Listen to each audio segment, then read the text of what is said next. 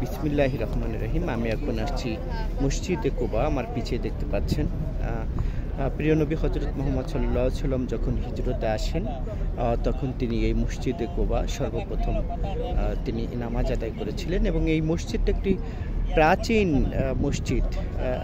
আল্লাহ পাকের অশেষ রহমত এবং আপনাদের দোয়ায় আমরা এই মসজিদে নামাজ পড়ার সুযোগ হয়েছে। আমরা নামাজ পড়েছি আমাদের টিম সহ। আমি যেটা বলছি যে আমরা চেষ্টা করছি যে ইসলামের যেই সংগ্রামের ইতিহাস, সেই ইতিহাস আমরা কিছুটাও হলেও আপনাদের মাঝে তুলে ধরার চেষ্টা করছি। মসজিদের যেই কুবার বাইরের অংশ আপনি দেখানোর চেষ্টা করছি, সেটিও কিন্তু অসাধারণ, যেটা না বললে নয়। এখানে বিভিন্ন দেশ এবং বিদেশের মানুষ আসছে, তারা জানার চেষ্টা করছে ইসলামের ইতিহাস, বেশি বেশি জানার চেষ্টা করছে।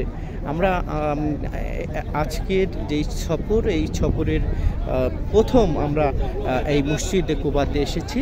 মসজিদে কুবাতে আমরা নামাজ আদায় করলাম, আমাদের টিম সহ আমরা নামাজ আদায় করেছি এবং আপনাদেরকে কিছু অংশ এখানে আমার ডাইনে দেখছেন যে অগণিত ইন্দোনেশিয়ান বিভিন্ন দেশের মানুষ এখানে এসছে মসজিদে পরিদর্শন করার জন্য।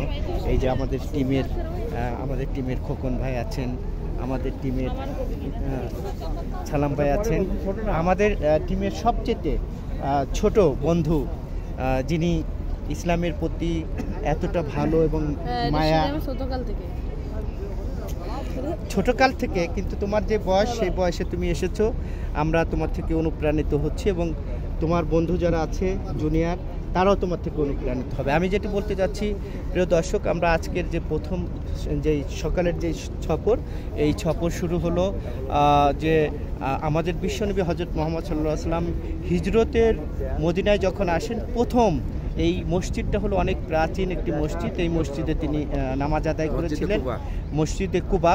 সেই মসজিদে কুবা আমরা আমাদের টিম সহ আপনাদের দোয়ায়, আল্লাহ পাক রব্বুল আলামিনের অশেষ রহমতে আমরাও নামাজ আদায় করতে পেরেছি এবং আমরা আল্লাহর কাছে দোয়া করি বাংলাদেশে সকল মুসলিম ভাই এবং বোনেদের আল্লাহ যেন তৌফিক দান করুক এই কুবা মসজিদে নামাজ আদায় করার জন্য।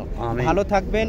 পরবর্তীতে আবারও আমরা ইসলামের যেই ঐতিহ্য, ইতিহাস, এগুলো কিছু অংশ হলো ধরে আপনাদের দেখানোর চেষ্টা করব। সবাই ভালো থাকবেন।